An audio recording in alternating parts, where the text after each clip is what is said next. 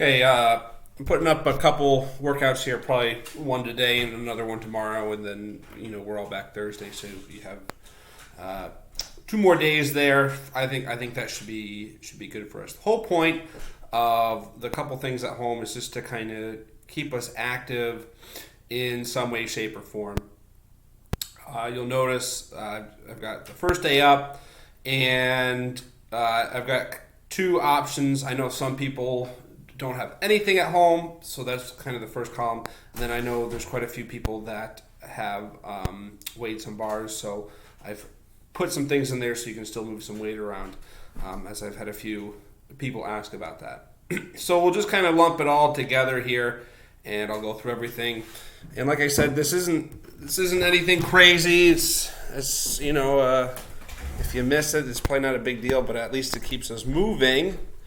And hopefully after these workouts you feel better than when you started them. So if you're feeling a little sore, a little achy, or maybe even a little fatigued, hopefully after you're done with these workouts you actually feel better. So let's start with warm-up. This needs to be lower so you can see me. We've got our glute bridges like we've been doing. Right, we're talking about that 5-second squeeze, right? Where every single count you squeeze harder and harder and harder and harder and harder and harder and harder, right? And it's really going to light up your ass, right? This whole warm-up should make your ass hurt is really what it comes down to. Next movement, clamshells. We haven't done these before, but it's another little butt movement that I've been using, and I kind of like it. The first thing you do is you lay down. No. You do lay down. My hips are bent, my knees are bent, and here's my clamshell. Ha ha ha, I'm going to open it up, right? That's it. But we don't just kind of do that. We want to do it with a purpose. So we're going to take our hand, put it on our butt, and as we lift our leg up, we should feel the glute contract. We just want to hold it here for a second or two before coming back down. So this is really a slow, controlled movement, and you really need to focus on getting your glute here to fire. If you don't feel it with your hand, well, you need to make it happen. You need to squeeze. So we'll do 10 per side there for a total of 20. And then the last thing is our side steps. This camera's going to get moved a lot, so try not to get too dizzy.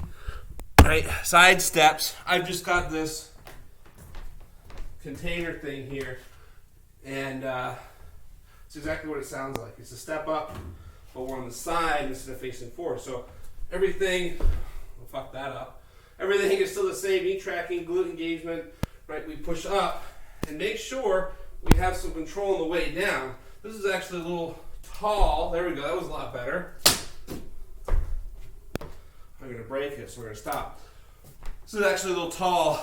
I prefer a 12 to 16 inch box. This is, I'm going to say 18 to 20. Things you can use: a chair, a step ladder, 30 rack of Bush Light, I don't know, whatever you've got lying around. We get through 3 rounds of that, that's warm up. Part A for no equipment people. Let's review the sliding glute bridge.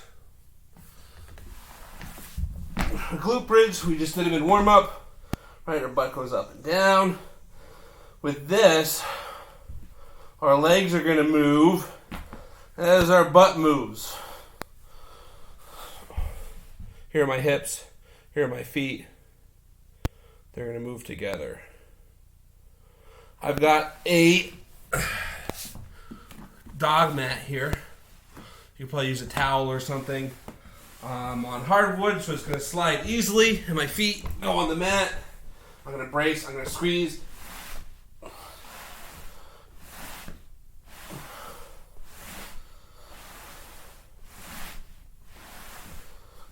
That's really nice. It's a good hamstring curl, right? That's essentially what this is. Once you're through 15, immediately into 20 walking lunges.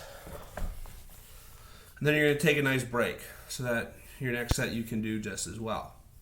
And we'll get through 4 sets. if you have a bar and some weights, I highly suggest doing the speed/banded deadlifts. You'll notice they're light. They're at 50-60%. And this would be of your max. So if you have a 300 deadlift, maybe it would be around 150 to 180. That sounds right, 150 to 180, depending on how you're feeling. The whole point of this is to accelerate the weight as quickly as possible. It's supposed to move as quickly as possible. Let's say speed deadlift. And the way to do this is to drive through the floor as hard as possible. If you've got a gentle push, I'm just picking up the bar, right? We want to push. A tool that we can use to help with this is adding a band. And you just drape the band over the bar and you stand on it. And it doesn't go anywhere. And as you push to the floor, the bar comes up, that band tension increases, making it more difficult. So you're going to have some nice feedback. If you get halfway up and you're like, oh, this is getting hard, you didn't accelerate enough. You need to accelerate super hard so you break through the increasing band tension.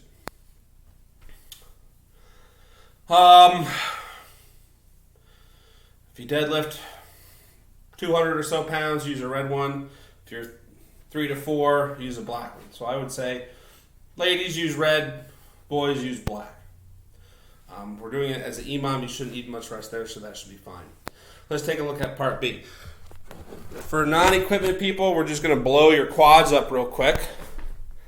And we're moving again. The sissy squat. It's been a while, so let's review.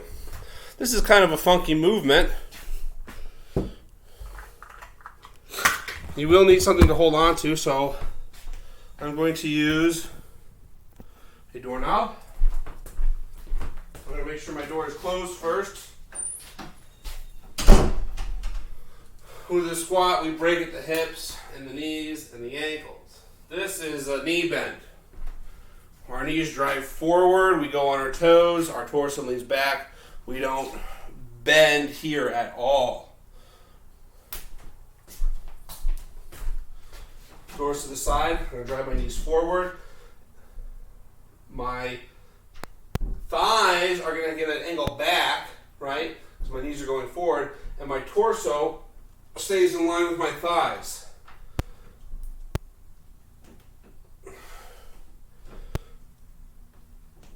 Even on the way up, my knees aren't driving out, they're driving forward, and my quads already hurt. Go slow, stay in control. That's the big thing here. 5 sets of 10. For those with weights and bar, we'll have you do some pause front squat. Just like the speed deadlifts, the focus here is accelerating the weight, being explosive. So again, 50 to 60%. What does that mean? If you've got a 150-pound front squat, maybe you're doing 75, 85 pounds. Pause on the bottom for a nice slow count of 3. Count your 1000s, your Mississippis, whatever. Explode up. We'll do it as EMOM as well because you shouldn't really need a whole lot of rest there. And last part, nice little reverse ladder. We've got some burpees, we've got some double unders, we've got some V-ups. Notice double unders says times 3.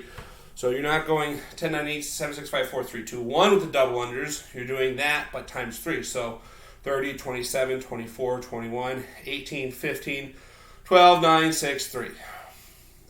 If you're not sure, well, I just did 8 burpees, so 8 times 3 is 24. Boom, simple. This is why math is good for you. That's really all it is to it. Pretty simple stuff today. Enjoy.